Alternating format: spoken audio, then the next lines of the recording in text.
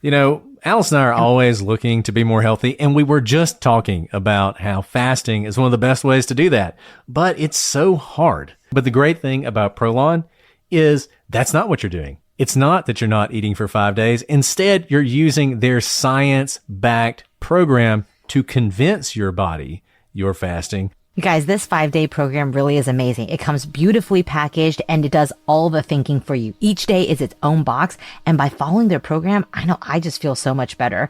And I can't wait to experience Prolong Next Gen and continue to see results. For a limited time, you can be first in line to experience the new Next Gen at special savings. Prolong is offering the Prosecutors listeners 15% off site-wide plus a $40 bonus gift when you subscribe to their 5-day program. Just visit prolonlife.com/prosecutors. That's PROLONLIFE.com/prosecutors to claim your 15% discount and your bonus gift. prolonlife.com/prosecutors.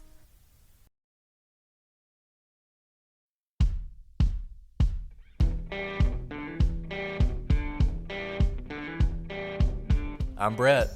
And I'm Alice. And we are the Prosecutors.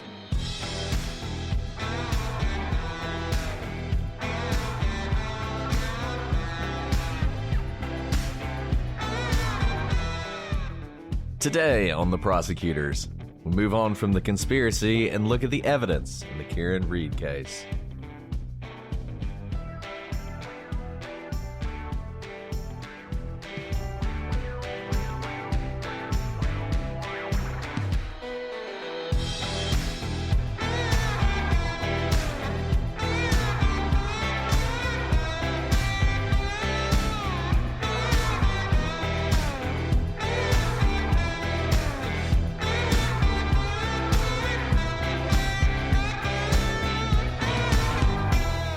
Hello, everybody, and welcome to this episode of The Prosecutors. I'm Brett, and I'm joined, as always, by my uniting co-host, Alice. Uniting. Bring us together, Alice. I was going to say, you know what I didn't know was a bad word or a divisive word? There are lots of words that I know get people's hairs all, on their ends. The word conspiracy apparently is one of the most divisive words possible when talking about this case. For those of you who have missed our 8 hours of episodes so far, I don't know how many hours, but it feels like many, many hours of episodes. We are using the term conspiracy quite literally in the legal sense. And also, we are presenting the conspiracy as called as such by the defense, because this is what is presented at trial. So those of you who may not have followed us before, when we follow these trials, we've done lots of trials. Murdaugh being one of the longest ones that almost sent us all over the edge because of its length. We are presenting to you quite literally what's happening in trial and explaining what's happening, because a lot of these streamed, televised trials are just that. There's not anyone kind of explaining to you what's happening in the sidebars, what's happening with the objections, what the judge is doing in these rulings, what is allowed to be testified upon and what's not. So when we use the term conspiracy, I am not trying to come at you with a divisive sword. Nay, not at all. I'm quite literally telling you what the defense's theory is. With that, Brett, shall we be a bit more divisive? Sure, and I just want to make it very clear, I am coming at you with a sword. If you believe a conspiracy, I'm going to call what you believe a conspiracy, and you need to own it. Don't run away from it. Own it. But fortunately, here in episode 7, we are finally ending the discussion of the conspiracy and getting to the evidence. And before we do that, I do want to note one thing. It is a problem, in my view, that it has taken us 6 episodes to get to this point. I think it is a problem for how the Commonwealth presented this case. And one piece of advice I often give to lawyers, which is probably a bad piece of advice, you get a brief or you see an argument the defense is going to make, and a lot of people want to meet the defense on their ground. They want to tailor their response to be, a point-by-point refutation of what the defense is saying. And what I often tell people, when you do that, you have decided you are going to cede the ground to them. You have already given them an air of believability because you're willing to entertain their arguments. And I always tell people, much better present your case, know their argument, think the way they're thinking, but present your case. And while doing that, you can rebut their arguments, but don't just make it about them. And what you saw in this case was the prosecution decided that what they were going to spend the first half of this case on, at least, was putting on witnesses who were part of the defense's conspiracy. And so rather than presenting their own case, they initially attempted to rebut this conspiracy and then moved on to the evidence. And I think that was a major mistake. Absolutely. We always say play on your turf, not their turf, right? And so we won't jump ahead to what may happen in the future, but what we're getting to do right now, being a little bit after the trial, is getting to look at things with 2020 hindsight. So with that, Brett, jump in, because we ended with quite the bombshell witness last time, Carrie Roberts, and bombshell in the sense that we said she was a real problem for the defense. I still stand by that. She's a real problem for the defense because she was there with, who are we talking about today? Karen Reed. She was there with Karen Reed. Y'all, you think I'm spicy? It's just starting. And Jen McCabe, the three of them were there when John was discovered in the snow, or so we think. That was the first time he was discovered. But for purposes of this timeline, she's there. But she's not part of the theory of the conspiracy. And that's difficult because she's 1/3 of the people who are there. But there are more witnesses. Yeah, and she really is a transition point for the prosecution. And we will touch on the conspiracy as we go forward because we have to talk about Brian Higgins. We have to talk about Trooper Proctor. But really what we're going to see is a lot of witnesses that are more about, did Karen Reed do this or not? For us, I think, as we've said, after Carrie Roberts, we're pretty much done with the conspiracy. I don't believe the conspiracy happened. And so my focus going forward, and I think what we should think about going forward, are two things. Number one, does the prosecution meet its burden for these three charges, murder 2, and then this sort of drunken accident, homicide, and leaving the scene? And if they don't, did the defense create reasonable doubt? And what is that reasonable doubt? So that's what I want people to think about going forward. I know everybody likes talking about the conspiracy, but I think we're conspiracied out, and you probably should be too. So let's get down to the brass tacks. And we're going to do that first by going back to Aruba, because Aruba seems to be the point the prosecution wants to point to as the time when things really started falling apart for John and Karen. And they called Laura Sullivan to begin this discussion. Now, Laura was in Aruba around New Year's in 2021 over into 2022. John was very close to her. He was the godfather of her son. The father of that child had been his partner before his suicide. So John had supported Laura afterwards. Laura knew that John had been dating Karen for a while, but she didn't actually meet her until Aruba. Now, John had spent the 31st watching Alabama play Cincinnati. Roll Tide, John, wherever you are. At some point, Reed was under the impression that John was cheating on her with Laura's sister. John said that Reed was crazy, and her sister, Marietta, said that didn't happen. When he was asked if he was happy, John said, "It is what it is," which is not how you want a relationship described. Particularly you're on vacation, this should be a happy time, but instead they're fighting. So then the prosecution calls Marietta Sullivan. Now, Marietta had seen John at the pool as he was watching this football game in Aruba, and he was like a big brother to her. She said he gave her a big hug, and a few minutes later, she heard John's name screamed loudly, and someone yelled, "Who the F is that?" This was Karen, who had seen them together and was very upset. Now, John told Karen to calm down, which is never a good idea, but that's what he did, and that it was Laura's sister.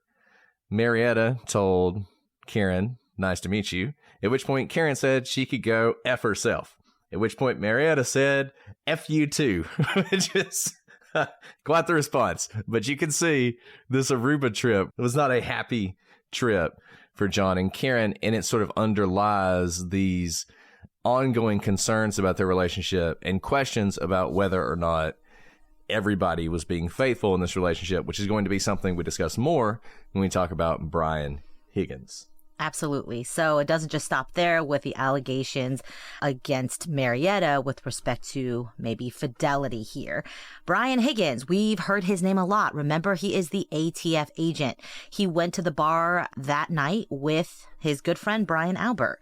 Now, Higgins considered both John and Karen friends, and he would text with them, communicate with them. He was friendly with them. In fact, he and Karen Reed exchanged flirty texts. Everything was fun that night. He never saw either of them at the Alberts' home, and he said he hung out that night with Brian when he went to the Albert home, and Brian showed him some photos of his sons in the Marine Corps because he was proud, and Brian Higgins testified he left between 12:30 and 1 a.m. He didn't stay long at the house at all. In fact, he said because of this big storm that was coming in, he went to the police station in order to move the official police cars out of the way to make plowing easier. And after moving the cars, he got home around 1:40 a.m. The next day, he testified that his phone was blowing up with the news. The news, of course, now we know of John O'Keefe being found outside the Albert home. Higgins turned over all the germane texts between him, John, and Karen to the police. And, we'll get into some of these texts later, but they were pretty innocuous. They were definitely flirtatious with Karen, but there was really nothing exciting about these texts other than that. There was no kill John for me, so there's we can no be together. Kill John or luring John to some sort of death trap sort of situation. They were pretty boring texts about hanging out that night. Now, of course, we know that the lead investigator, Mike Proctor, is going to come up in the questioning, and he does. And Brian Higgins testified he knew Proctor, but only because they had worked on a case together before. That's pretty typical. You're going to have cross-jurisdictional work, and that's how he knew him. Now, prior to the order to preserve phones from the court, Higgins would get a new phone. Remember, this is like years ago, right? I don't know about you guys, but that's pretty typical in the phone era to get new phones. And when he did so, he destroyed his old phone. It wasn't in violation of the order because the order to preserve phones wasn't in effect at the time. And he said that he threw it away at a military base. Which, of course, is one of the parts of the conspiracy theory we've talked about a lot. I think Brian Higgins knew exactly what he was doing. I think he really didn't want the defense to get a hold of his phone. Not necessarily because he was involved in a conspiracy, though that's a possibility, but just because he probably didn't want to turn his phone over to people he knew were going to try and destroy his life and include him in a frame job for a murder. And I think this is one of those things where I totally get it. Destroying your phone is a suspicious thing, and I can see people pointing to that as a suspicious thing, and I totally get that. But I would just note that what do we always say when somebody is accused of a crime? I mean, people will tell you, don't cooperate with the police when your kids disappear because you don't want the police to be able to frame you. But for some reason, when it's a defense attorney who wants your phone, all of a sudden, if you're not being cooperative, it's a problem. I wish Brian Higgins hadn't done this because I think it would have been easier to debunk the conspiracy if he hadn't. But only one of the possibilities is he did this because there was something incredibly incriminating on his phone. And I would just note, once again, Jen McCabe's phone ended up with the police. They had her phone. They were able to search it completely. If she is the linchpin to the conspiracy, which I think most people who believe in the conspiracy think she is, you would expect there would have been things from her and Brian Higgins that Brian Higgins couldn't hide by destroying his own phone. So I understand why people focus on this, but I don't think it's as important as people want it to be. That's a fair point. They do have access to a lot of phones, and they have access to a lot of texts as well. Obviously, you can delete texts, whatnot, but you are usually able to see holes. I will just put myself out there as someone who is, not that I know of, currently part of a conspiracy, and intent and knowledge is part of the conspiracy factors. So the fact that I don't know that I'm part of one means I'm probably not a part of one right now. All to say is I've been through a lot of phones in, let's just say, the last 10 years I've been an attorney.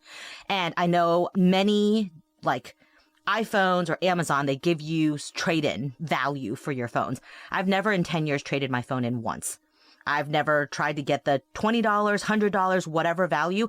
I probably being paranoid, or that I work in the law and just don't want people to have access to my identity. And by the way, I just had to close down another bank account because someone defrauded the bank under my name and my social security number. Because I know of all these identity theft issues, I've kept all of my phones and I've destroyed all of them. And when I say I destroy, I use a hammer and I quite literally go ballistic on my phone because I know the dangers of what happens when my phone, which it's very difficult to hard wipe a phone, gets in the wrong hands. That's why I personally have done that. And I know I'm not the only one. So I just put that out there. I have never turned in a phone either.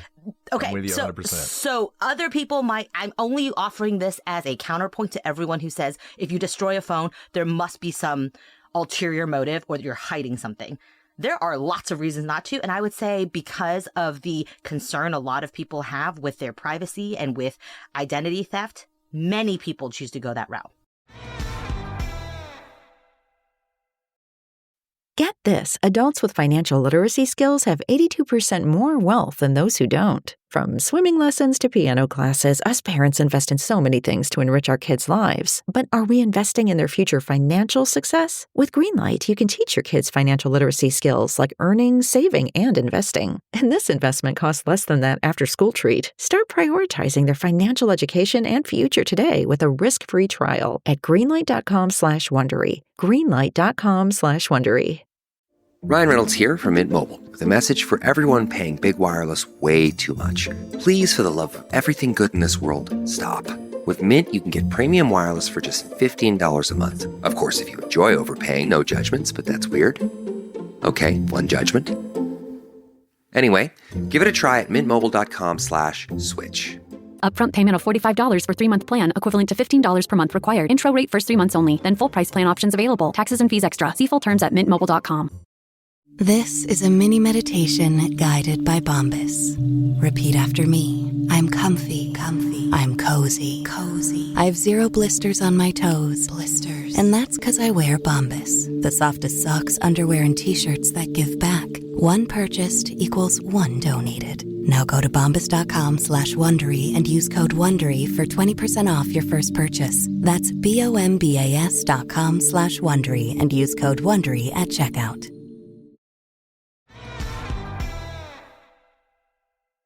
Enough of that. So we talked about how Brian Higgins and Karen were flirtatious in their texts. So she referred to herself as the weed whacker, and she texted them specifically that he was hot. So this is not like implied flirting. It was pretty overt flirting. And Brian asked if she was messing with him because she obviously knew that Karen was with John. Karen responded that she was serious, and he replied, well, the feeling is mutual. In fact, it wasn't just flirtation by text. He testified that Karen kissed him as he was leaving John's home on January 15th, so a little bit before the events of this night. And it didn't stop there. The texting continued. Reed texted Higgins, quote, "We're single and we don't have kids. We can do whatever we want." She told him that, quote, "things had deteriorated with John." So these are all Karen's own words. Yeah, and you should listen to Higgins' testimony. We're truncating it a little bit because we're trying to get through some of this, but it's interesting. He obviously has some value to the defense, but it's not great for Karen, particularly this part. Now, the defense is going to try and turn this as Higgins had become obsessed with Karen, and possibly this is a motive for what happened to John. He was attacking John to get rid of him. It doesn't really explain why everyone else would be involved in that attack, but nevertheless, that is sort of one of their theories. But I think one thing the prosecution wants this to show is the relationship with Karen and John was on the rocks. It wasn't great. They weren't doing well. In fact, she was looking for others, and this notion of the kids being a problem is something that's going to come up again and again and again. And in fact, we hear from John's children after this testimony of Brian Higgins. This makes me very sad that they had to testify. So John's children, who are minors, testified. They essentially testified that the relationship between John and Karen was rocky, and John had said to the kids this relationship had run its course and it wasn't healthy. John's niece talked about how Karen was frantic the morning in question. She said that Karen called multiple people in those early hours, and Karen was saying to the niece that she and John had a fight. She told one person over the phone that she thought she may have hit John, but the niece testified that as Karen called more and more people throughout that morning, her story changed. Eventually, her story would change to the fact that she worried a snowplow had hit John. So you can see why the niece really did have to testify. I mean, she was next to Karen as all of this was taking place, and she's the one who can testify to kind of the evolution of Karen's story that morning before John's body had been found. And I can only imagine how terrible this was for her. She's a child. She's in a situation where this person that she knows as someone who loves her father is frantic in the morning, probably did wake her up. I mean, that's part of the story. She woke her up because she needed her to call Jim McCabe, is telling her that, the only father she's ever known has been hit by a snowplow. It's horrific. And we talked about this before, but this is incredibly unusual. And you can tell why this is important. As we said, we're starting to get into the evidence against Karen. Karen Reed, if her story is to be believed, dropped John off at a party after a night of drinking. The natural thing to assume at 5 o'clock in the morning, if you wake up and he's not there, is he's drunk at the party where he got dropped off. He's probably passed out on a couch. That's the thing to assume. Even if you're mad at him, you're not going to assume that he's been hit. You're certainly not going to assume that you hit him. You're not going to assume that a snowplow hit him. Why would you think that he was out in the blizzard getting hit by a snowplow? There's no reason for you to think that. But that's the first thing that comes to mind to her when she wakes up that morning and John hasn't come home, is that John is dead. That is a really unusual thing to think. I'm going to go out on a limb and say that most of you, if you were in the same situation, that would not be the assumption you would jump to. And it makes you wonder, why would you jump to that assumption? And I think the reason, and it's supported by some of the things Karen says, is Karen, for whatever reason, thought she might have hit John the night before. She's going to say that repeatedly. In fact, I think even Karen's strongest supporters don't deny that she said things like, did I hit him? Could I have hit him? In fact, that was the alternate story told by the defense when people testified that she said, I did hit him. And you have to wonder, why would she think that? It's not hysteria. That's what most people say. Well, she was hysterical because she was worried. Why? Why is she so worried about this grown man that she dropped off at a party? Why is she assuming the worst? Literally no one else is, including Karen, who we talked about earlier, who's not part of the conspiracy. Nobody thinks she is. She wasn't thinking, well, if he didn't come back, he must be dead on the side of the road. But that apparently is Karen's first thought. And it's sad that his niece had to testify about that. So after the kids testified, and they testified off camera because they're minors, so we're relying on reporting about what they said. After the kids was Dr. Justin Rice. He treated John. He said that John was 80 degrees, his body temperature by the time he reached them, which obviously is very cold. He noted that per EMS reports, John could have been struck by a vehicle. This confirms, by the way, something that was said earlier by a first responder. One of the first responders, and I forget which one, when he was asked by the defense, did you put this in a report, said, well, I told it to the doctor. And the defense attorney, I think it was Yannetti, said, isn't this the first time you've ever said that? The first time you've ever said you told a doctor that is in front of this jury, trying to say he's making it up on the spot. Well, here, much later, which once again, why this took weeks to come out, I don't know. That's a choice by the prosecution. You have this doctor who was essentially saying, yeah, that's exactly what happened. These people came in with him and said he might have been struck by a vehicle. Now, the defense, on cross-examination, they talked about John having no injuries below the neck. The doctor explained that they would not have actually recorded injuries that were not connected to resuscitation and saving his life. So they would be looking for injuries that would have been life-threatening. During the autopsy, it's not as if he has no injuries. Does he have injuries that would be consistent with, say, him standing up and being backed into by a car? No, but it's not exactly accurate that he has no injuries below the neck. If for nothing else, his arm is very injured, and this is important. So then we have Dr. Gary Fowler. He is one of the doctors who was there when Karen Reed came in, and based on a blood draw at that time. Remember, she went to the hospital because there was some concern that she might injure herself. She was given a blood draw, and her alcohol level at that time, that morning, was just at the legal limit. After this, you would have Nicholas Roberts, who would testify, and he's sort of going to take this information and work backwards to try and establish just how intoxicated Karen was the night before. And he would say that if she had nothing else to drink since 12:30, she would have been between 0.13 and 0.29 at that time. The defense is going to say, of course, well, you don't know whether she had anything else to drink, and if she did, that would ruin your estimates, which is true. However, later on, we're going to have some pretty detailed testimony about just how much Karen drank, and I think this is a fairly good estimate of where her blood alcohol level would be. We're going to learn much later that John's blood alcohol level at this time was around 0.2 and would have been higher at the time that he was struck. I think it's fair to say that Karen was very drunk at the time, and this is consistent with what Karen told both Jen McCabe and Carrie Roberts, that she was in fact so drunk that she didn't actually remember anything from the night before. Then you're going to have Louis Jutras, who testifies. He's going to be used to introduce some footage from the town library between 12 a.m. and 1. Around midnight, you see an SUV matching Reed's is on Washington Street, and this is just to show that this was the path she took. There's going to be various cameras that are introduced. There's going to be quote-unquote missing camera footage. Most of these cameras are motion activated and frankly just don't always catch motion. We have this problem when we're trying to track vehicles. We'll often want to get ring camera footage, and our investigators will often tell us that the chances of those cameras actually picking up anything driving by is low, because that's not how they work. Unless they're continuously running, they're not necessarily going to catch a car driving by. And you see some of this in this case. Yeah, absolutely. It's easy to see how missing quote unquote footage could be fit into this deletion conspiracy theory. But really, if you have a ring camera, you've probably seen this. There's some element of filter where they decide how close the motion has to be for the recording to actually activate. And because of this, a lot is not actually caught.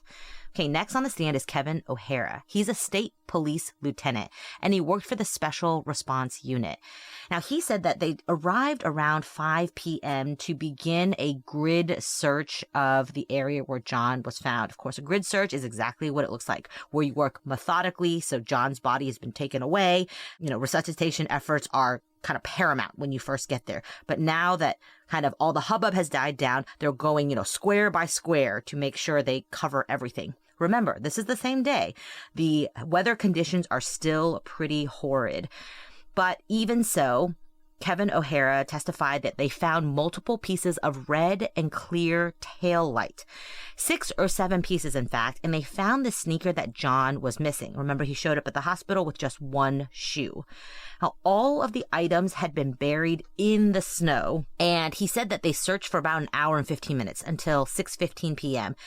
And even at that time, they figured they hadn't found everything at the scene, and they told officers as much, but the lighting was bad, the weather was bad, and so they called off the search for that night, thinking they would come back, which they do later. But it's important to note, by 5 p.m. that night, they are finding multiple pieces of red and clear taillight. Yeah, it's really important. And this is a fact that was just missed or intentionally ignored by a lot of people following this case. We have people, there's been a lot of arguments about this case in the gallery, and one person claimed that the taillights were found weeks later. And it's like, no, that's not true. They weren't. Taillight pieces were found that very day, starting at 5 p.m. in the middle of this blizzard. Before, by the way, Proctor would have been around, before anyone would have been able to plant these. How exactly you would plant taillight pieces underneath a foot of snow in the middle of a nor'easter, I don't know. And in fact, despite the fact that people want to ignore that these taillight pieces were found there, the defense is eventually going to have to address this. And one of their witnesses they're going to call is going to be an expert who is going to sort of recreate a scenario where, in fact, John is so mad at Karen that night that he throws his drink glass, the one that shattered, at her car, shatters her taillight, and that's what causes the pieces to be dispersed the way they are. And I think you should take it seriously that the defense felt the need to explain how those pieces got there, because they weren't planted. Even if, you want to think that later pieces were planted to seal the deal, the fact of the matter is pieces of her taillight were found at that house that day before anyone could have been involved in planning this evidence. So this is incredibly important testimony from someone who no one thinks is involved in the conspiracy and would have no reason to be involved in the conspiracy. And they're already finding things that are consistent with this being, or at least Karen's SUV being damaged at the scene. However you think it happened, it being damaged at the scene and that taillight being damaged, they're finding things that are consistent with that. I mean, honestly, again, hindsight 2020, all the last, I don't know how many weeks of testimony we had heard, if I were to do it again, I would basically start here. Talk about the hard evidence about what's happening with the taillight, what's being found. Then we're about to get into some other forensic science of like hard facts that are very damning for Karen Read. And remember, the jury's been sitting there for weeks at this time. This is the first time they're hearing about all this. And this is very difficult for the defense to overcome. I don't care what your defense theory is. These forensic evidence items that you're about to hear are difficult for the defense. And so if I were them, I would have started here and then maybe backtrack and start talking about the humanization of who John O'Keefe is. But when you hear about basically how this hit happened, it does matter who John is, but it doesn't matter who it is. Whoever got hit in this manner, it's horrid once you hear the evidence, and it just seems incredibly black and white. And so I don't know why they waited so long to get here, but we're getting the kind of view of starting this episode with all of this evidence. I would have put episode, 7 at number 1 in the evidence presentation. And I forget what day this is. And you should watch this testimony because it's really important. 16, but it's way down the 20, line. I think it's 20 actually. And the thing is, you got to remember, and I don't, we're trying to get through this, so I don't want to dwell on this too much, but this is important, so I want to talk about it. Juries are like everybody else. They begin to form their idea of what happened pretty early on. And it can change and it can develop as the trial goes on, and they're instructed to hear all the evidence, but they're human beings. And human beings start to have an idea. And if you spend the first 15 days of your testimony putting on witnesses, and it's going to be, was there a conspiracy or was there not? And you've got the defense doing these like incredibly difficult cross-examinations where they're like Perry Macing this with every single witness. And you got the jurors with really no reason at that point, other than some of the things she said, to believe that Karen Read is involved in this. And they're hearing all this stuff. They're starting to have doubt then. They're starting to think, well, man, I don't believe this conspiracy, but this is some weird stuff. Or maybe they're saying, I think those people were involved. And once those things become concrete in their mind, then it's harder to get them off of that. You're like fighting an uphill battle. So I agree with Alice 100%. I think, do the finding of the body, put on a witness or two that heard her say, did I hit him or I hit him? And then go immediately into the evidence that he was hit. And then if you want to do everybody else at the end, feel free, or just let the defense do it. I mean, make them put on 20 days of conspiracy theory, because if it takes them 20 days to explain the conspiracy theory, that's not a great look for them, right? And here's the thing. We talked about playing on your own turf and not being too reactionary when you're the prosecution. This is like the best rebuttal to a conspiracy theory. The hard evidence of, we'll get to it, John's DNA all over the back of Karen Read's broken car. Okay, so we'll jump into this evidence then. So Maureen Hartnett is a forensic scientist who testifies, and she examined Karen's trunk door. She testified that there were scratches on the rear bumper, a dent in the trunk door, a broken taillight, an apparent hair, and a piece of glass on the bumper, all likely there because it had frozen there. Note, if this is due to John getting mad at Karen and throwing a cocktail glass at her car to break the taillight, how do you explain the scratches on the rear bumper, the dent of the trunk door, and the taillight, and his hair on it, as well as the glass being stuck to the bumper? That's some, like, Travis Kelce style ball throwing over there, right? This is important, though, right? Thank you. Just had to throw that in there. Sports ball. I'm really good at this. Don't you worry about it. So this is important because she's looking at the holistic picture of that trunk. This is hard to fit into the story of the defense saying, oh, John threw that glass at him. Riddle me that. Riddle me the rest of the damage to this SUV that is quite difficult to dent and leave marks behind. Now, she testified that the hair found on the back of Karen's car was a human hair, and she swabbed the damaged areas of John's shirt to see if it was consistent with a dog.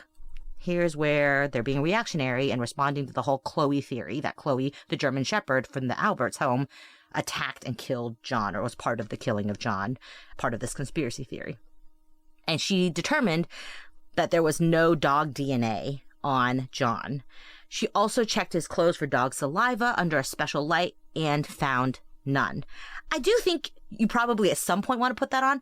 I may save that for like a rebuttal witness, because I don't think I want to put it in my case in chief and give any credence to the Chloe theory. I may make them say, hey, look at this German Shepherd who killed this man, and all he left behind were these little tiny marks all over his arm. Make them present that ridiculous theory, and on rebuttal, in a sigh while I look at the ceiling after I've just talked about how this amazing man took in his orphan niece and nephew, and his DNA is splattered all over the back of Karen Reed's damaged SUV, and say, yes, Dr. Hartnett, can you please explain if you ran any tests on the deceased's clothing to look for dog DNA? Yes, I did. Can you please tell the jury if you found anything?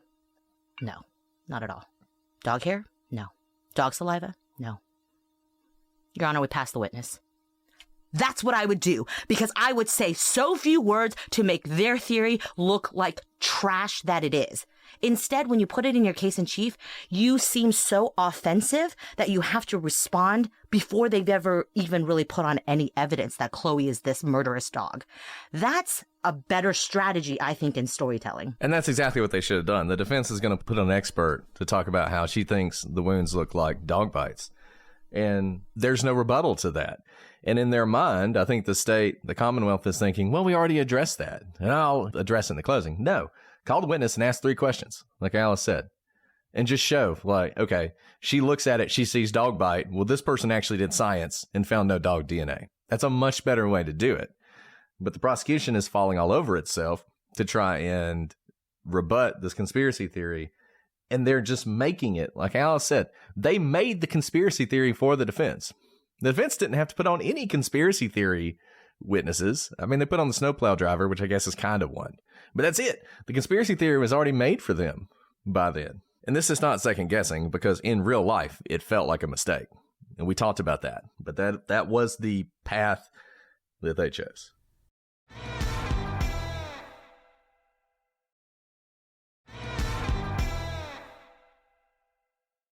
Okay, so we keep moving on. Ashley Valier, I forget how to pronounce her name. She is another forensic analyst. She is actually the person who put the pieces back together with the broken taillight to sort of form the taillight. They were never able to find all the pieces, which I think is interesting and important for a couple reasons. Number one is we're going to learn John actually had pieces of the taillight on his shirt. And number two, one of the things that's going to trip up one of the prosecution witnesses is a piece of taillight was found pretty far away. And based on his reconstruction, he's trying to include that taillight in the accident. And I think what he ignored, and I'm not sure why he did ignore it, it was really windy that day. And taillight pieces are the kind of things that in the wind might move around. And I think it's probably likely that some of those taillight pieces were never found because they were dispersed. And that piece of taillight, which was off far away from everything else, was probably dispersed as well. But this person is going to show that not all the taillight pieces were recovered, but nevertheless, the ones that were from the broken taillight. Then you have Christina Handley. She is another forensic analyst. She's going to match some of the glass fragments to the broken cocktail glass. Now, some of the pieces of glass that they found could not be matched. This is also not that surprising just because there's a lot of debris and detritus everywhere. We run into this problem sometimes with shootings, where there'll be a shooting, and we know 5 shots were fired and we'll find 20 shell casings because they're from prior shootings. And so figuring out which shell casings are related to which shooting can be difficult. It is actually pretty valuable for the defense attorneys because they'll try and say, how do you know that these shell casings that match my defendant's gun were actually from that shooting? You found 20 other shell casings. So the fact that they found extra glass isn't really that surprising to me. Now, the most important thing that Christina did was she examined trace material recovered from John's clothing. Embedded in those clothes were clear plastic material and red plastic material, some as small as 1/16 of an inch or shorter. That's 1.5 millimeters for our international listeners. So very small pieces of taillight. The material was consistent with both the red and clear plastic of the taillight. Guys, Karen Reed's broken taillight was embedded into his clothing in basically smushed form. Make the defense respond to that. You go back to that over and over. You present it like within the first day of trial. You have it in your opening, and then you make them respond to it.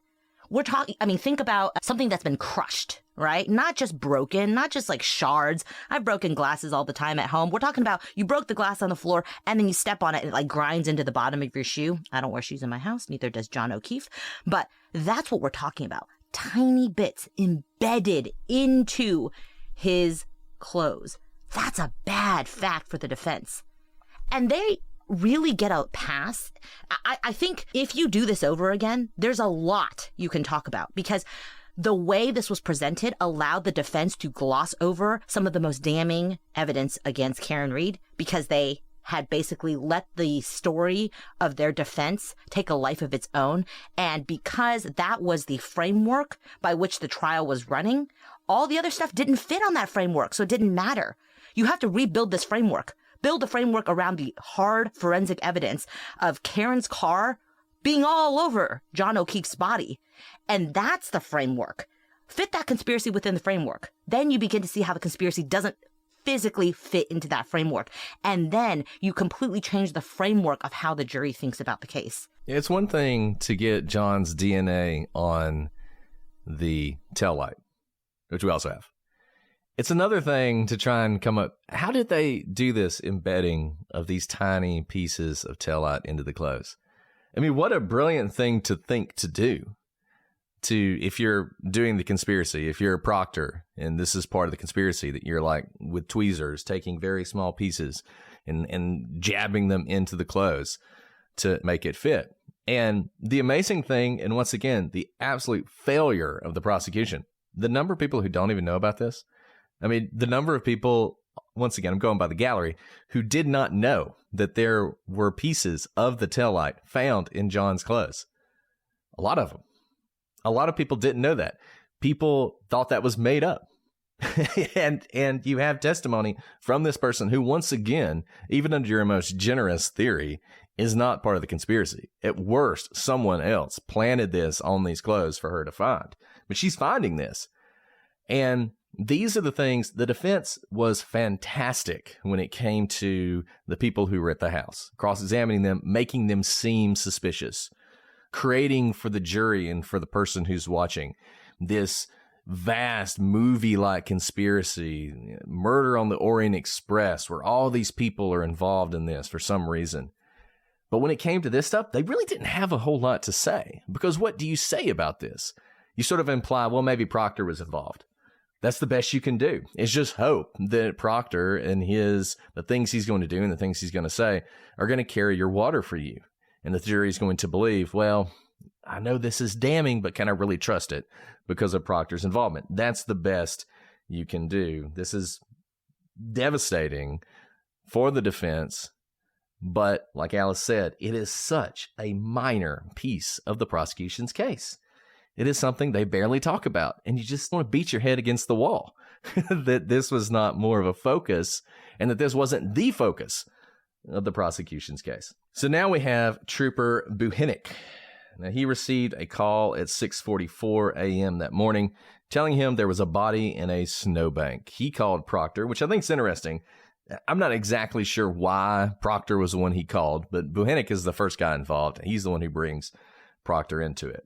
So it's just lucky, I guess, for the conspirators that Proctor does get involved. They meet at the Canton police station around 9:15 a.m. Now, what's interesting about this is how much Proctor and Buhinick are doing not at the scene. They're not at the scene to influence witnesses. They're not at the scene to plant evidence.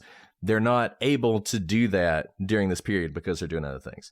Now, he and Proctor are together. They go and speak with the McCabe's and Brian Albert. They go to the hospital where they collect John's clothing. They notice there are traces of vomit on that clothing. One thing they note, or one thing Buhinick notes, is that the clothing is kept separately from the things that were collected at Fairview Road. This was a rumor sort of going around before the trial that the police had just put all the evidence together, which of course they didn't do and wouldn't do. But I guess this was sort of, you know, if they threw the pieces of the taillight in with his clothes, maybe there was transfer, and that's how it became embedded in his clothing. But that didn't happen. They then go to Karen's parents' home. They arrive there around 2:30. Now, they sit around and wait a while for the local police to arrive because they want them there. And while they're there, they note that Karen's SUV, which is in the driveway, has a damaged rear taillight. Reed is interviewed. She says that she drank vodka soda the night before. She said she didn't leave McCarthy's with a beverage, which we now know was a lie. She said she dropped O'Keefe off at Fairview Road, but she never saw him walk into the Alberts' house, which is an interesting comment. I mean, just going back to the... She puts herself there. She puts herself there, which is different than what she said even earlier that day when she said, I left him at the Waterfall bar. Exactly. Exactly. But now she's remembered that she dropped him off. But interestingly, she doesn't say that she saw him go in the house, which is a mistake for her going back to the whole search of the home. We talked about probable cause. And some of you still think they had probable cause. So we'll take a minute to discuss that now. Here. She could have created probable cause, y'all. It would have been a lie, but she could. She's over here being like, they should have searched. She was the probable cause. She absolutely. Not giving her tips here, but guys, you can't said, cry about it when you are the link. If she had said, I saw him walk into that house. Boom, probable cause. That's really valuable because what's the problem? And we talked about this before. Your best case for probable cause is they knew him. They saw him earlier. He was supposed to come over and he ends up dead in the front yard, right? That's your basis for probable cause. But the issue you have is in order to search the house, you need something to show you're going to find or likely to find evidence in the house. And there's no one that puts him in the house. Even Karen doesn't put him in the house, which is another reason, by the way, why this is a problem. Assume for a second that those four things get you probable cause, even without him going to the house. Assume that that establishes probable cause. Well, then you come back to your Frank's problem. The Frank's motion. Think about Delphi. Keep coming back to Delphi because you guys know Delphi. I know you do. In the Delphi case, there's an argument that the evidence from the search of Richard Allen's house should be thrown out because the police did not include exculpatory evidence about an Odinist cult active in the area that could have been involved in the death of the girls. And basically, the argument the defense is making is if you put that in there, that defeats the probable cause that you've established with the other things that you've included. The problem you have here is even if you think those factors I just mentioned get you to probable cause, you immediately have Karen saying things like, I hit him, I may have hit him, whatever you prefer it to be, I may have hit him. Let's just say it's that. Did I hit him? Could I have hit him? Imagine it's that. You got her saying that. You got the damage to the taillight. You got her saying he never went inside. You've got the police finding taillight pieces in the snow. You got the broken cocktail glass. You have all these things that point away from something happening in the home, which is the reason that you never would have been able to get a search warrant for that house. And you certainly wouldn't have been able to get a search warrant for their phones when there's even less evidence connecting the phones to the crime. So this is just another point where if the police were even contemplating a search warrant, this is defeating that even as they're talking to Karen Reed. So she says that she dropped him off. She didn't see him go inside. She decided to leave because she was having stomach issues, and she decided she did not want to attend the party. She said she made a 3-point turn and left. The police would pull footage from the driveway camera at the parents' home, and they actually saw Reed and her father pull into the drive, and then they spent some time looking at that rear taillight, the one that's damaged. The vehicle would eventually be towed back to the Canton police station and eventually would be turned over to the state police. Okay, so now going into Karen's state of mind and how much she was drinking the night in question. Now, there's videos shown of Karen drinking. We've already talked about this. We've seen some of it. She gets a cocktail glass from the bartender when she arrives at the bar. And, okay, maybe some of you do, but most people do not start the night with water and a cocktail glass. So this is likely a drink. But then she gets a second drink and a shot that she pours into the glass. Also presumably not water, because if she was, why get it in a small shot glass? Why pour it into a bigger glass? If it was all water, just fill me back up.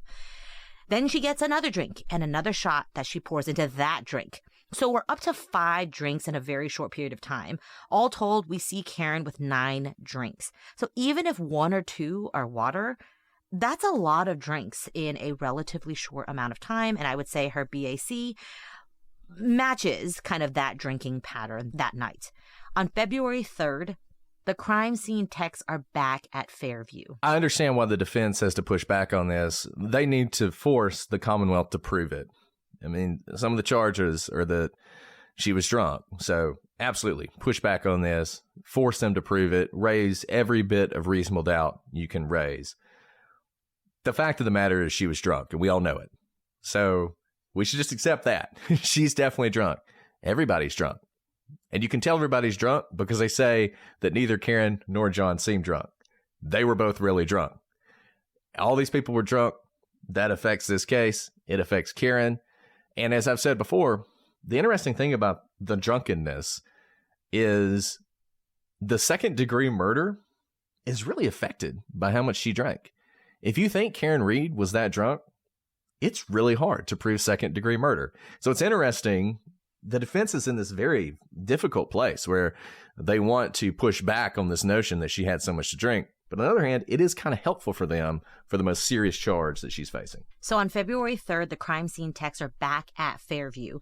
They were specifically looking for John's hat, and they found it, along with a drinking straw from the Waterfall bar, and they found more plastic at that time from the tail light.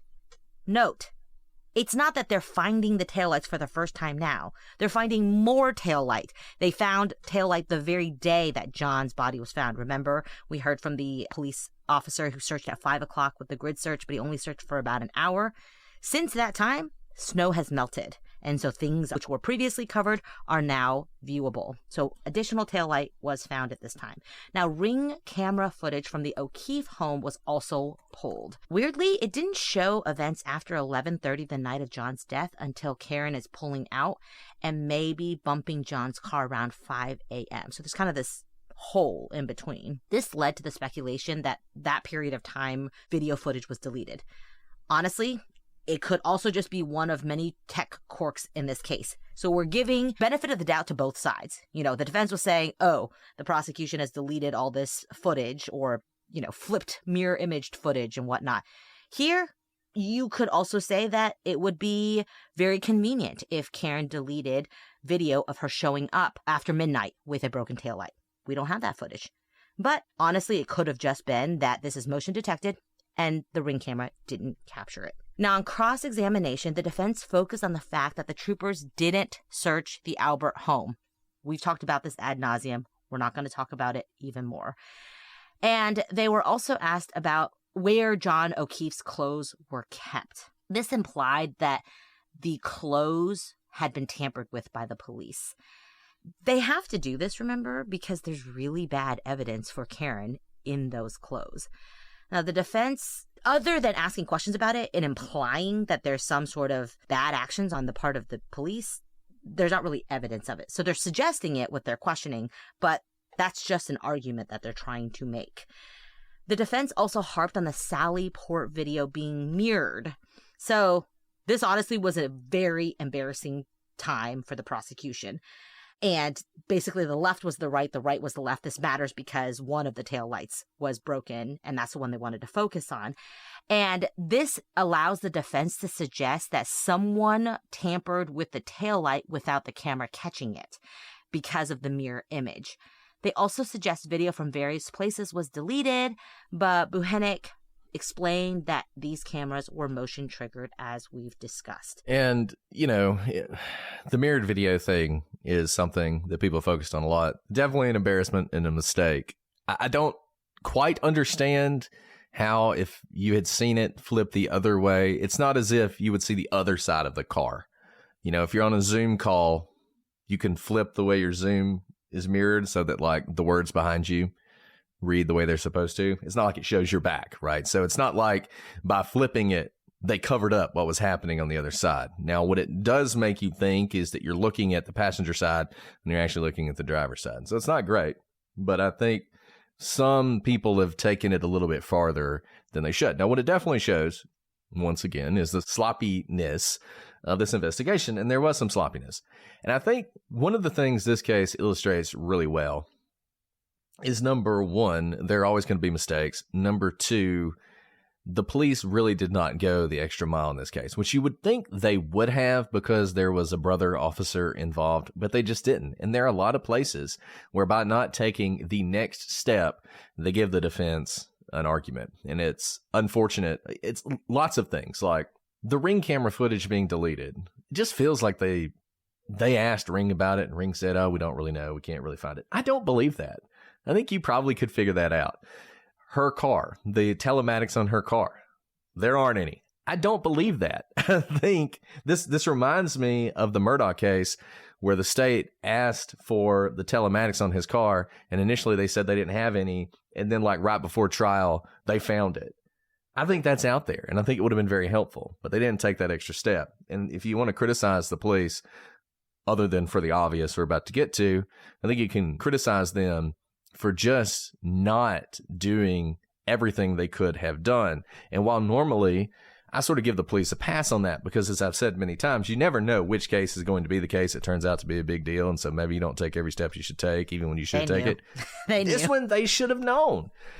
And so it's disappointing that that's what you got. And it allowed very good defense attorneys to point out all of the issues that the police had. And it allowed that conspiracy theory to have the air of, oh, here we go again, Massachusetts police. We don't trust them anyway, and they're right back on it. So then you have Nicholas Barrows, who testifies. He was present when the SUV was towed from Reed's parents' house.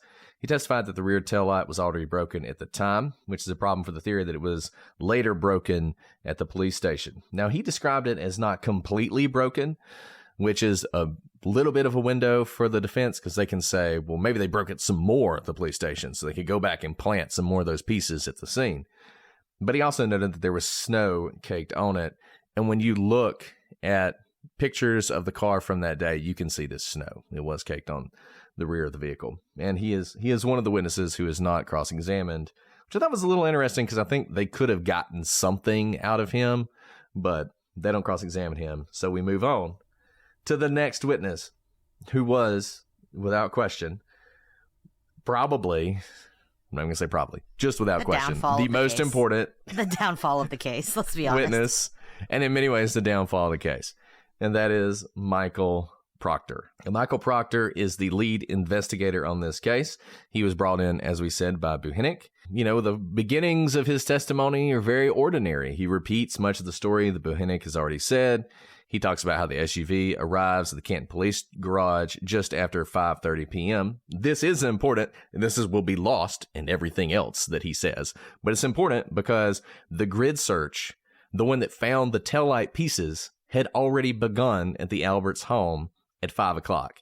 So it would not have been possible for him to have gotten those taillight pieces and planted them at the home for the other investigators to find before this car was brought in. So that is an important thing.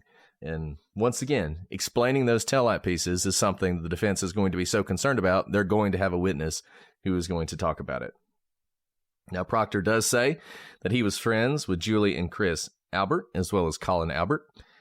He'd worked a case with Kevin Albert a few years before, which is going to lead to a very embarrassing story about Kevin Albert. You may remember that Kevin Albert works for the Canton Police Department as a detective. He talks about how they'd gone out to dinner. After they had done this, Kevin got drunk. He ended up leaving his badge and possibly his gun in Proctor's car. He would text him later to ask him if he had seen his gun anywhere. That is... I'm sorry, it has nothing to do with the case. Alice just face-palmed over here. It's just like... Gosh darn it. Yeah, y'all. That's really bad. It's really bad. Yeah, you don't lose your gun. That's like cardinal rule of being a police officer. Sorry. To explain the facepalm, this just feeds into the incompetent police. They don't know what they're doing. They're using solo cups and bagging clothes in the wrong areas. This just feeds into that narrative when you're like, hey, man, you see my gun? Yeah, don't lose your gun and leave it somewhere when you're a police officer. Yeah, but he did. So he talks about how Julie was friends with his sister and would babysit. He said that they were about 10 years older than him. Colin is about 20 years younger.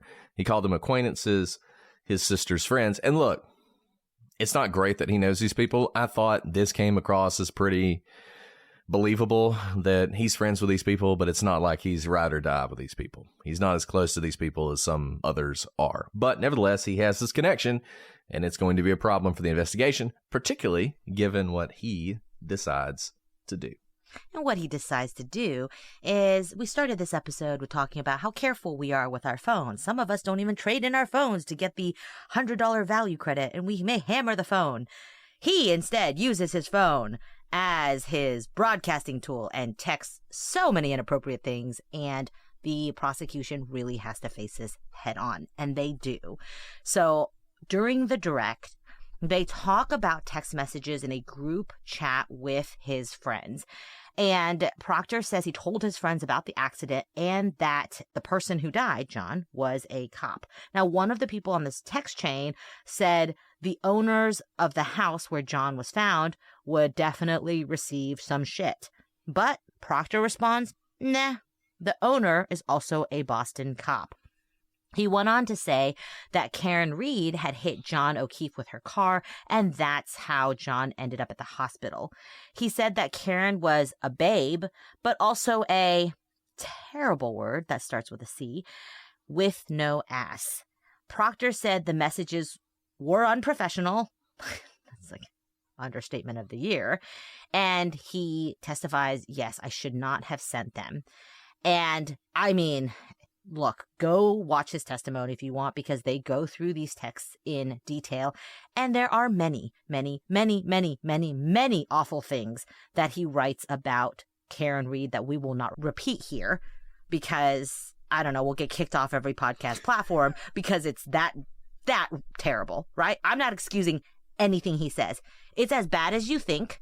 It was beyond poor judgment for him to put this in text and on his personal phone to people who are not part of the investigation, who shouldn't know anything about this stuff. And also, he's talking about, like, a subject of his investigation. This is beyond unprofessional, beyond unethical, and just on a human level, incredibly crass, incredibly disgusting, and just horrible. Horrible. Maybe other people talk like this regularly. I don't really know that many people who text this terribly. I'm making you answer for him. I'm just kidding. I mean, look, I'm not going to defend him at all, because I don't think he can be defended. I think we're not even done, but No, there are so many done. issues. Number one, why is he talking to people who are not in the police department about an open investigation? As bad as this stuff is, as bad as, you know, from a PR perspective of what he said is, that is really bad. Why are you doing that? You're not supposed to do that. That's a violation of everything you're supposed to do. Number two, the fact that he says the things he says. Number one, I hate this cowboy crap. I hate it so much. And you see cops do this. This thing about how, like, the owners aren't going to receive any crap because he's a Boston cop too. Now, look, maybe that's him saying, I'm going to engage in a conspiracy to cover this up so that nothing happens to them. But what it sounds to me like is macho BS. Him, like, strutting around for his friends about how, no, that's not going to happen because he's a cop and I'm a cop too. I hate that stuff.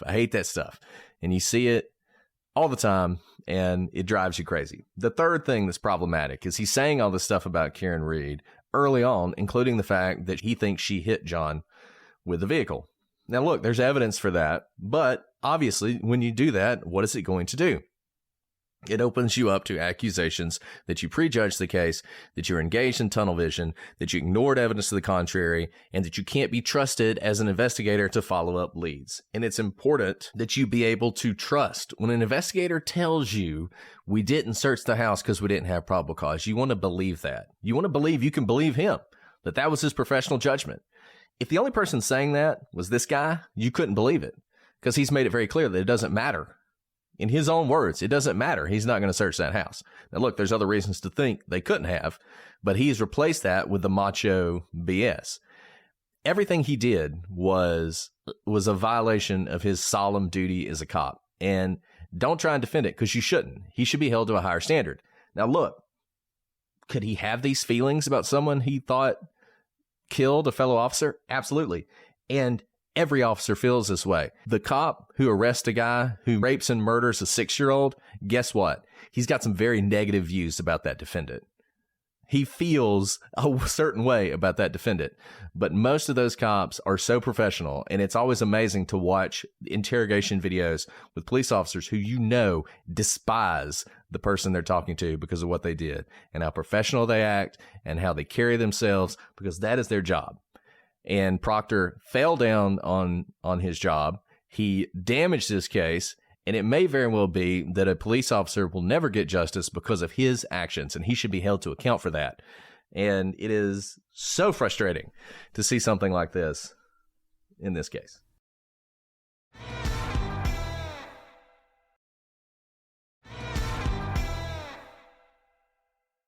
Absolutely. There have been a lot of bad things said about a lot of law enforcement in this case. He deserves it. The other guys, not so much, but it stinks because someone like him gives the rest of cops the bad name because you can look at him and read the text that he sent, and we're not done. And we're not going to let him off the hook here because one of his duties as the investigator is to go through Karen's phone, which he's doing. But at some point he finds like some attorney-client privilege material, so he has to turn it over. And in doing so, he noted in this cowboy crap manner, nope, didn't find any nudes on her phone. Okay, clearly that is a not funny joke. You guys have heard me talk about how people like to take naked pictures on their phones, and I've seen a lot of them in lots of cell phone dumps.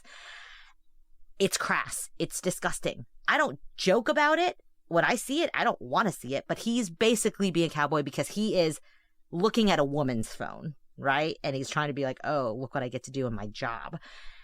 And he also says he hates the defense counsel, Yannetti. Again, a lot of police investigators and a lot of prosecutors have very strong feelings about defense counsel. Not appropriate to say it here.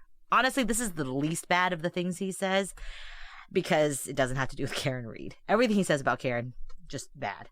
So he also said he hoped, now this really does cross a line. This is not cowboy machoism. This is just he needs to get himself checked.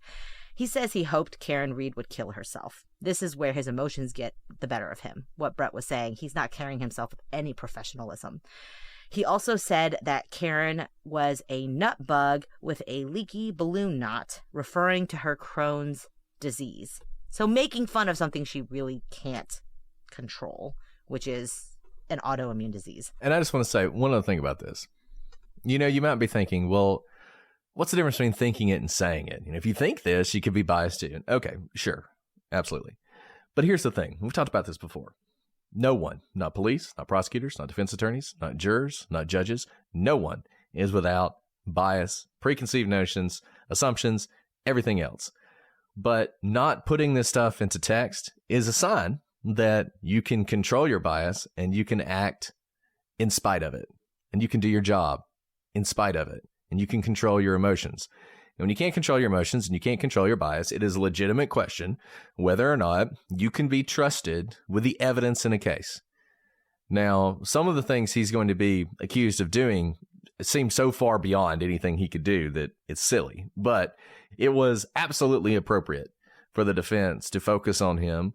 The arguments about his bias were absolutely appropriate. It was absolutely appropriate for the jury to take this into account. Now, one thing I'll say about it, the power of Proctor's testimony is not so much what he says, because you hear these things and they're really bad, but there's nothing in there about how he's going to make sure she's convicted, right?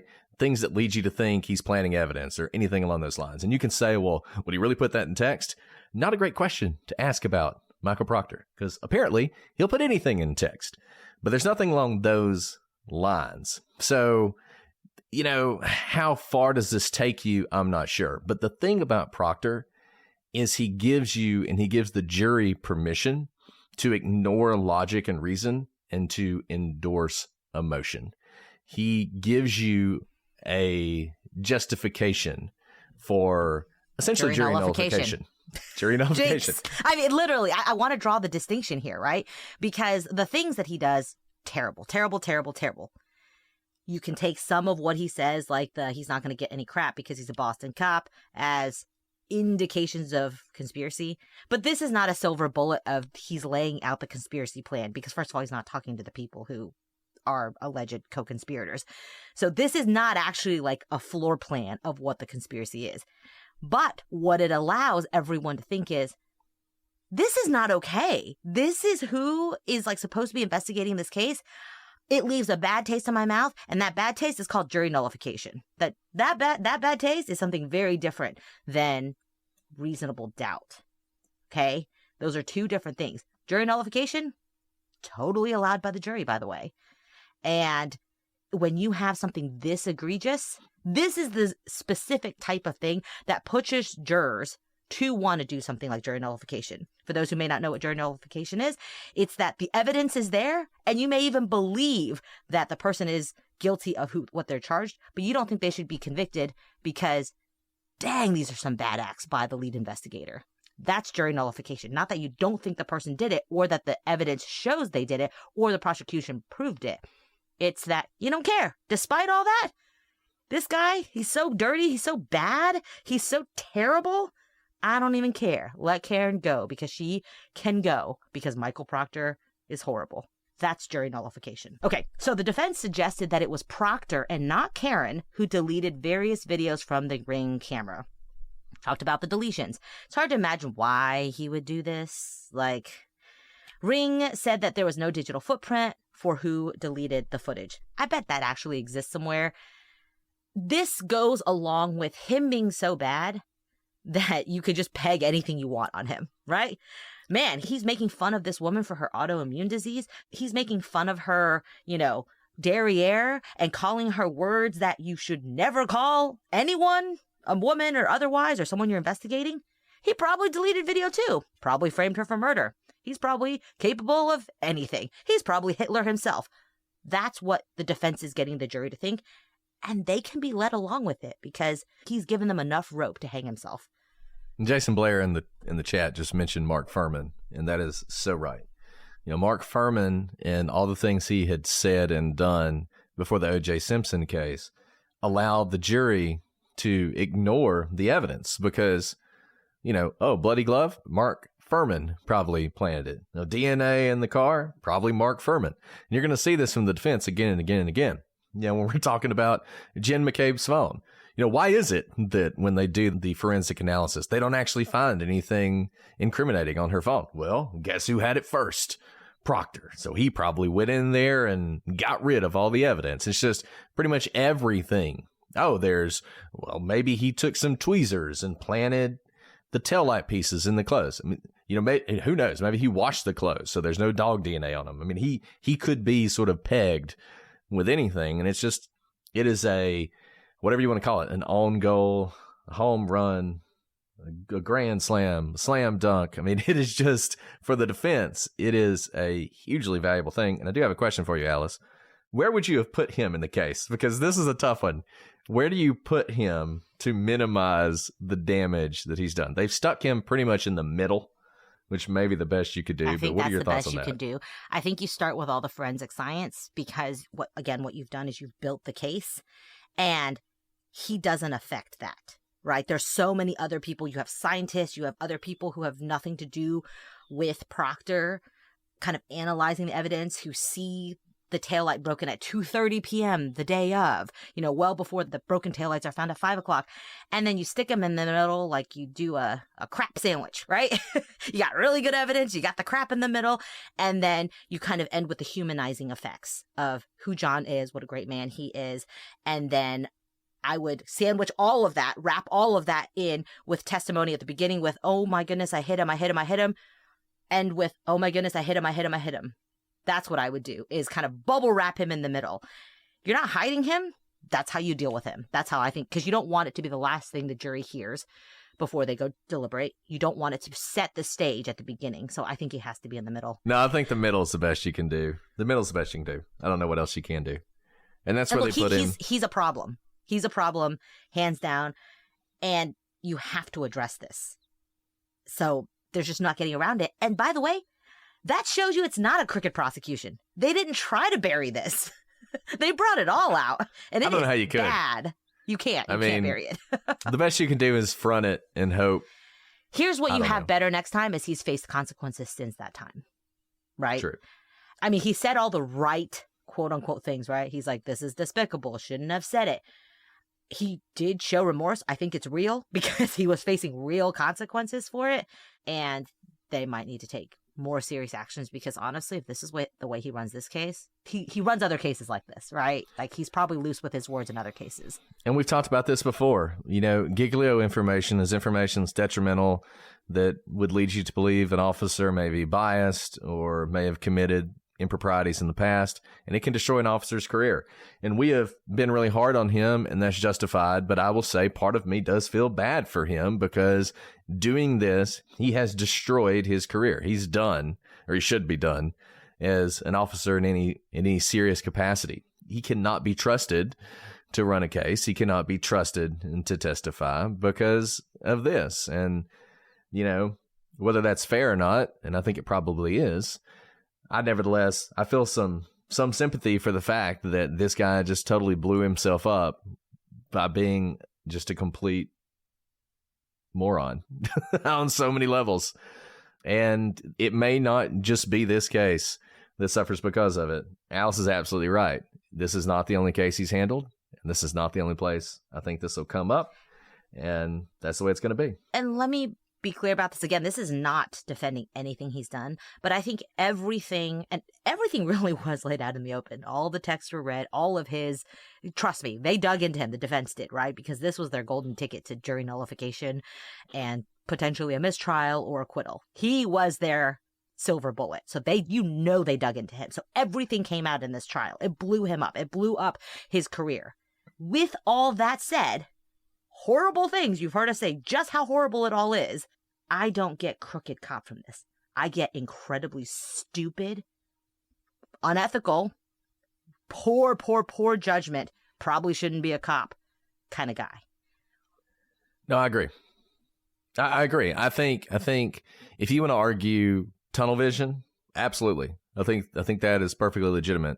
I don't get crooked cop either. I don't get I'm planning evidence to frame this woman. I really think this woman did this, and I hate her, and I'm going to let you know exactly how much I hate her.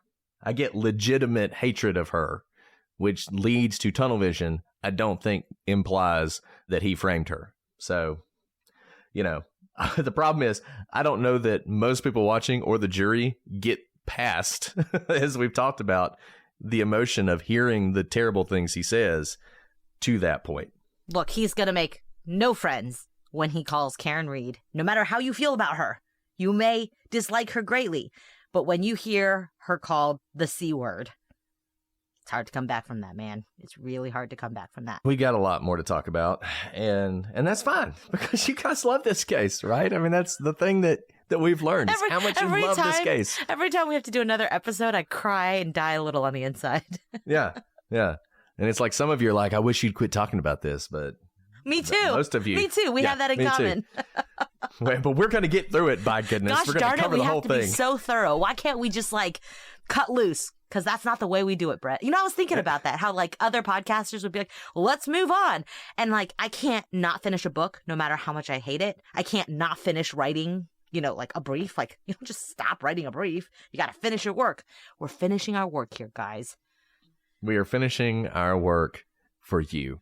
But I hope that this was informative for you if you're, frankly sick of talking about the conspiracy theory and really wanted to know more about the prosecution's case.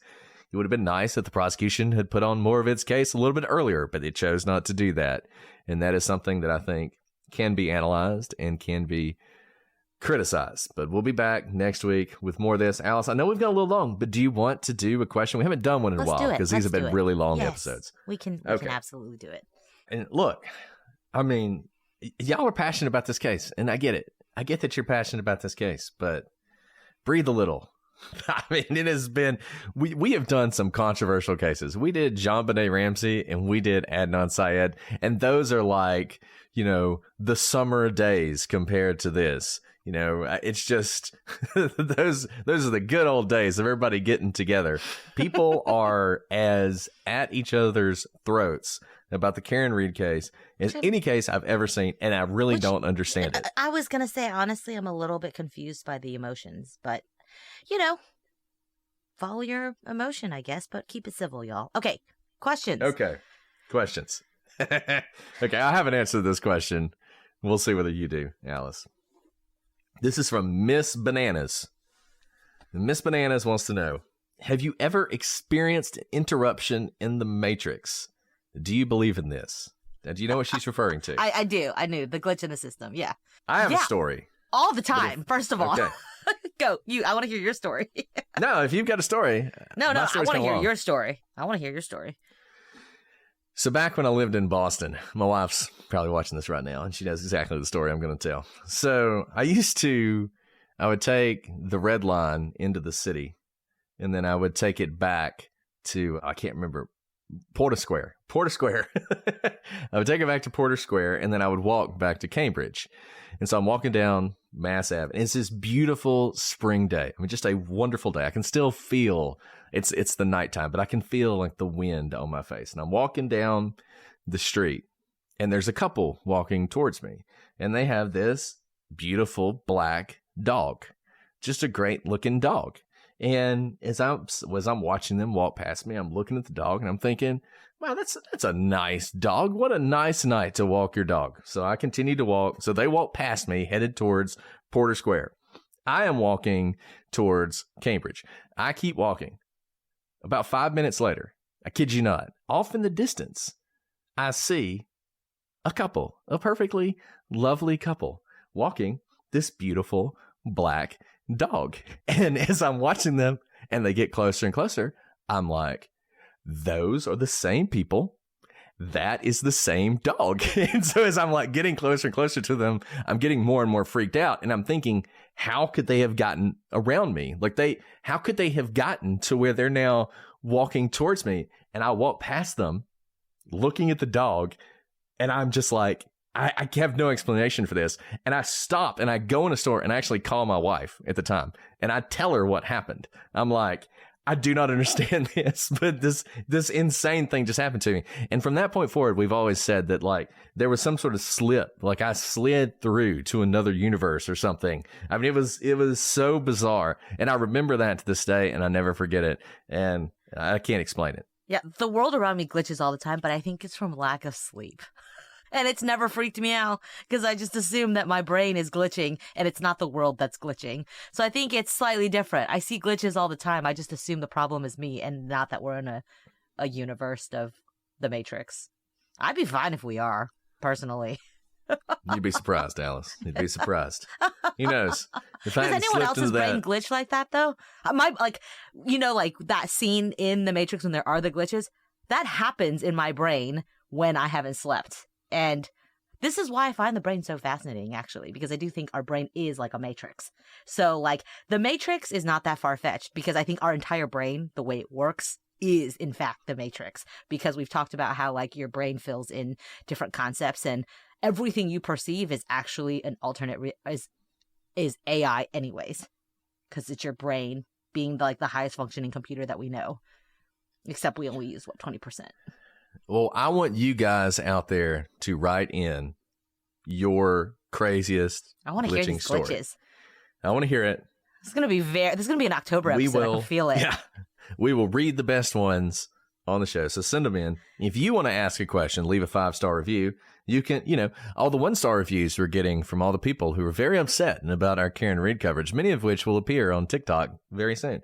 You can help counter those with your 5-star review, asking a question that we will then answer live on air. So do that. If you have thoughts, comments for us, shoot us an email, prosecutorspod@gmail.com. at prosecutorspod for all your social media. Thank you to everyone on Patreon and for our patrons who joined us tonight and have been with us throughout our coverage of the Karen Reed case. I promise you, it will end eventually, but not until we get to the bottom of this case. Right, Alice? We're not quitters. That's right. We're not quitters. Okay, Alice. Well, before we sign off, do you have anything else? Any other glitch stories you want to tell? No, this whole Karen Reed trial feels like a glitch. So we'll be back. We'll be back. Yes. Come Not all join our us. decisions are good. Don't get ones, angry at so. us for, I don't know, everybody's angry. Right, get angry all you want. Y'all smile. Smile a little Let bit. the hate flow through Let the you. hate fuel your energy. All right. Oh, my goodness. Well- Well, this has been great, Brett. This has been fun as always. We'll be back next week. But until then, I'm Brett, And I'm Alice. and we are the prosecutors.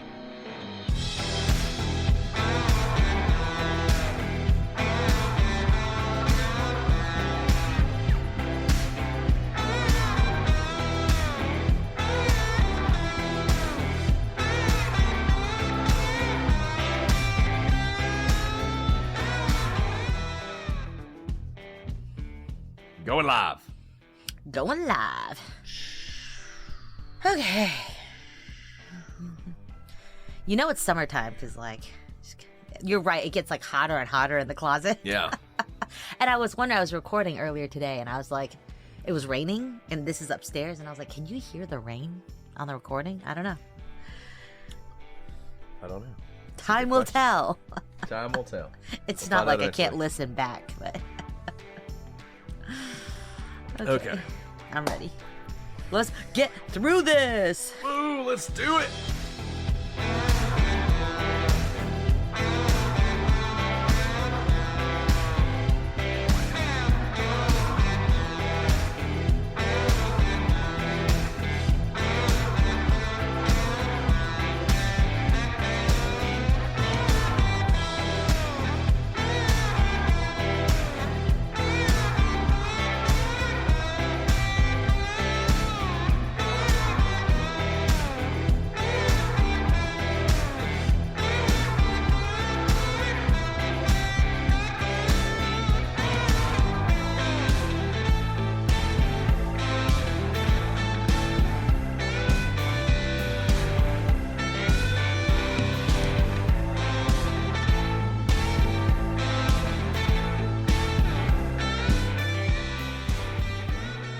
Delicious. Put it with some Greek Why don't you just yogurt. write a cookbook? I can't. It takes so much time.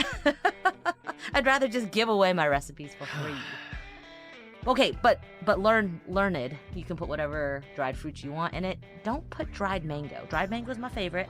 I tried. Really? I failed. It burned. I think it caught on fire.